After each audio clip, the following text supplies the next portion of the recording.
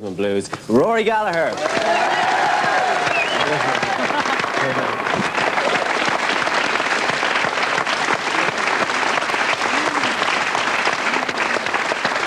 Rory, great to see you back touring again. Can you tell us a little bit about the Defender album? Yeah, it's sort of, we did an album called Torch, and it wasn't satisfactory in the end, and it was a good thing that it turned out that way, because sometimes it's good to get really disgusted with the stuff you're doing and give yourself a real ticking off and start again. Costs a fortune, but that's more or less how we started the album, yeah. So you actually recorded the entire album and then just threw it out? Yeah. This is Torch, yeah. No, I feel fairly reasonable about this particular album. It's nice and to the point, and it has a nice mood to it, I think. It's my own review anyway. Yeah. Is that the reason for the delay? I mean, it's been a few years sort of since we've seen you in around and about. That sort of torch that was taking up your time? I was quite busy. I wasn't back in Ireland for a long time, but we were playing a lot on the continent. We were in America for a couple of trips. We also played behind the Iron Curtain. So I was more active than people would know, but unfortunately if you're not playing in this part of the world, people will think you faded away or something. What was it like behind the Iron Curtain? Interesting, very, very, I don't know, it's the unusual thing in Yugoslavia and Hungary, for instance, they don't have big glossy colour posters, you know, it's all very low-key, which suited us in a funny kind of way. But people were very nice to us. That's something that seems to strike me about you, that you manage to be like, you're incredibly popular everywhere, and yet you remain kind of a low-key kind of person. So something that you try to be. Well, I think any self-respecting performer has to keep, you can't go for the brass ring all the time. You got to keep your sense of independence, and just if you end up going high profile all the time, you'll end up, and I don't want to, no disrespect, Gary, but I just, I like it to keep 1% of myself to myself, you know. Right. The touring thing as well, it seems very, very important to you. It is, yeah. You've been doing it for how long, 25 years now, though? Almost. More or less. Do you get tired of it at all, or is it the same now? Is it as exciting as when you started off? Oh, it is. It's more challenging than it was when I started off, in a funny kind of way.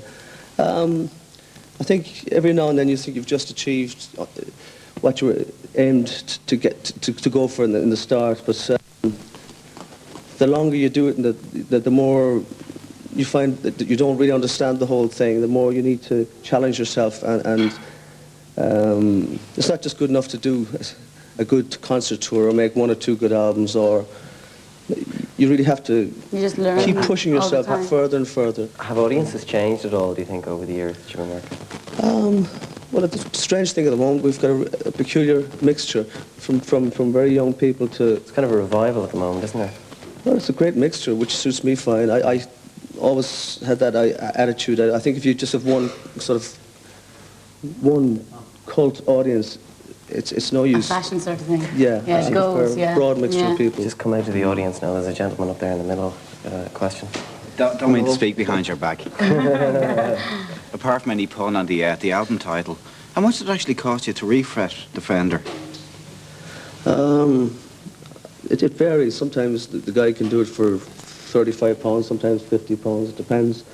But the poor guitar is nearly finished. It's really? Oh, no. Super glue is holding it together. Battered, bruised, and exhausted. Yeah. Oh, God. There's another one up here behind me. Yeah. I was wondering, you hit the big time, so to speak, in the 70s, right? So your musical influences were obviously in the 60s. So would you care to tell us who they were? Or? Well, the funny thing for me is that I respect musicians going right back to the 30s. You might not know them. They're country blues artists, right through to the 50s rock and roll artists like Gene Vincent, Eddie Cochran. I would say my main influences were Chuck Berry, Muddy Waters, Woody Guthrie, Leadbelly, but the list for me keeps on going, you know. Do you think people starting off now, the whole sort of blues thing and roots music is very much coming back to the fore now, and do you think people starting off listen to the same people that you would have listened to?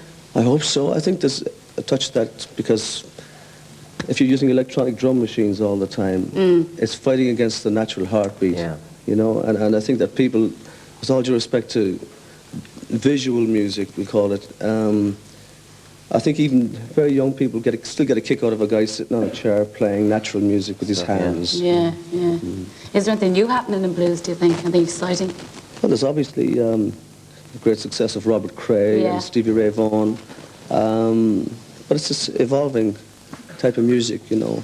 So there's some fantastic artists there who haven't been discovered yet or haven't been given a proper chance, like John Hammond is a New York blues singer. But I think it's looking healthy at the moment on the blues horizon. Well, listen, thanks very much for coming in. Best of luck with the rest of the tour and, of course, the new album. And it's over to Evan. Right, and next we have...